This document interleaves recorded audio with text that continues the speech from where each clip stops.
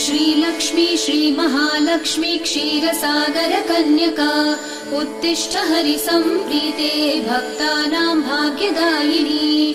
श्रीलक्ष्मी श्रीमहालक्ष्मी क्षीरसागर कन्यका उत्तिष्ठ हरिसम्प्रीते भक्तानां भाग्यदायिनी। उत्तिष्ठोत्तिष्ठ श्रीलक्ष्मी विष्णुवक्षस्थलालये उत्तिष्ठ करुणापूर्णे लोकानां शुभदायिनी। उत्तिष्ठोत्तिष्ठ श्रीलक्ष्मी विष्णुवक्षस्थलालये उत्तिष्ठ करुणापूर्णे लोकानां शुभदायिनी। श्रीपद्ममध्यवसिते वरपद्मनेत्रे श्रीपद्महस्तचिरपूजित पद्मपादे श्रीपद्मजात जननी शुभपद्मवक्त्रे श्रीलक्ष्मी भक्तवरदे तव सुप्रभातम्।